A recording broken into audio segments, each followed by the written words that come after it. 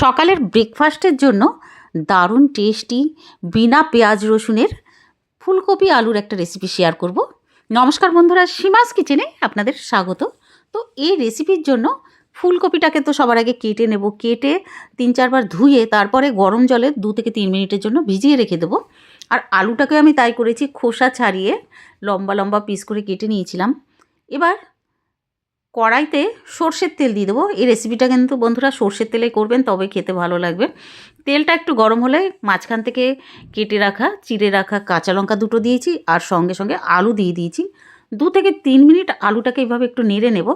তারপরে দিয়ে দেবো কেটে রাখা ফুলকপি। ফুলকপিটা দেওয়ার পরে মিডিয়াম ফ্লেমে 3 থেকে 4 মিনিট আমি এইভাবে নেড়ে নেব। এবার দিয়ে দেব হলদি পাউডার আর স্বাদ মতন নুন। বন্ধুরা একবার বাড়িতে বানিয়ে ফেলবেন। রোজই একটা মাথায় চিন্তা থাকে যে কি বানাবো, এটা ফটাফট তৈরিও হয়ে যায় আর খেতে ভালো লাগে। কোনো মশলা আমি এক্সট্রা কিছু দিইনি, দেখে বুঝতে পারবেন। এবার নাড়িয়ে নেব। 4 থেকে 5 মিনিট নাড়িয়ে নেওয়ার পরে ঢাকনাটা লাগিয়ে দেবো।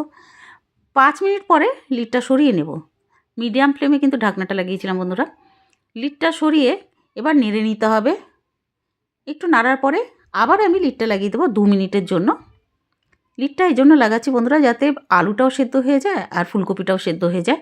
2 মিনিট পরে লিডটা সরিয়ে নিয়েছি, মিডিয়াম ফ্লেমে লাগিয়েছিলাম। এবার দিয়ে দেবো একটা ছোট প্যাকেট ম্যাগি মশলা। ম্যাগি মশলাটা দেওয়াতে বন্ধুরা খেতে কিন্তু ভালো লেগেছে, দারুণ লেগেছে। এবার দেওয়ার পরে নাড়িয়ে নিতে হবে। 2 থেকে 3 মিনিট আমি এইভাবে মিডিয়াম ফ্লেমে নাড়িয়ে নেব।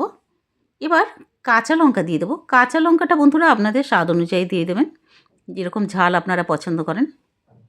আর দেখে বুঝতে পারছেন বন্ধুরা আমি তেলও কিন্তু বেশি কিছু দিইনি, অল্পই দিয়েছিলাম, 2 চামচ তেল দিয়েছিলাম। এবার 3 থেকে 4 মিনিট নাড়ানোর পরে আবার লিডটা লাগিয়ে দেবো 2 মিনিটের জন্য। 2 মিনিট পরে লিডটা সরিয়ে নেব। একটু নেড়ে ফ্রেশ ধনেপাতা দিয়ে দেবো। শীতের ফুলকপি তো বন্ধুরা, উপর থেকে যদি ফ্রেশ ধনেপাতা পড়ে খেতে দারুণ লাগে, একটা সুন্দর একটা গন্ধ বেরোয়। এবার নাড়ানোর পরে এবার 3 থেকে 4 মিনিট আমি এভাবে নেড়ে নেব। ফ্লেম মিডিয়ামে আছে। বন্ধুরা একবার অবশ্যই বাড়িতে বানিয়ে ফেলবেন, আর খুব তাড়াতাড়ি তৈরি হয়ে যায়, বানানো কোনো ঝামেলাই নেই। তৈরি হয়ে গেছে, একটা প্লেটে তুলে নিচ্ছি। দারুণ টেস্টি আর খুব সহজভাবে তৈরি আলু ফুলকপির ভাজা। ভিডিওটা ভালো লাগলে প্লিজ লাইক, শেয়ার ও সাবস্ক্রাইব করে দেবেন। থ্যাংক ইউ পুরো ভিডিও দেখার জন্য।